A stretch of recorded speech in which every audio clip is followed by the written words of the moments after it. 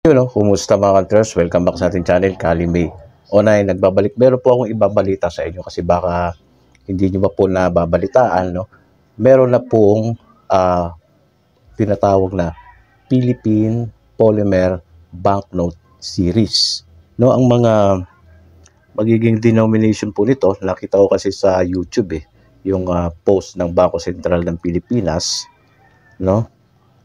Ito po yung magiging mga denomination na ito. Yung 1,000 peso meron na tayo yung polymer first polymer banknote, yung 1,000 peso. Meron na tayo no, di ba? Ngayon, magkakaroon na ito ng 1,000 pesos,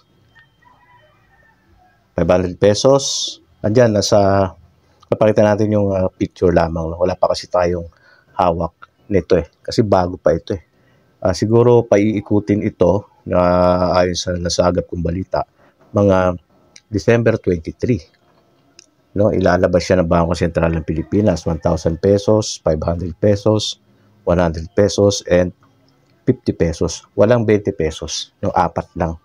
Ay yung first series ng polymer banknotes ng Pilipinas. So maganda to. So magkaka-idea na agad kayo na pwede kayong bumuo nito. Kumbaga pwedeng i-frame. Yan, di ba? Yung mga collector dyan. Ayan siya. Andyan yung larawan natin. No? Wala pa tayong hawak na actual na pera nito. Kasi nga, sabi ko, December 23 ilalabas. At hindi naman agad-agad yan magsisirculate No? Hindi natin alam kung saang, siyempre sa mga main bank yan, no? Mga bangko.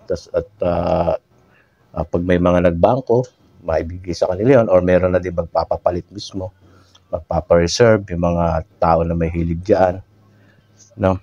Or yun na nga, siyempre iba magtatabi niyan for collection So abangan natin mga ka-hunters.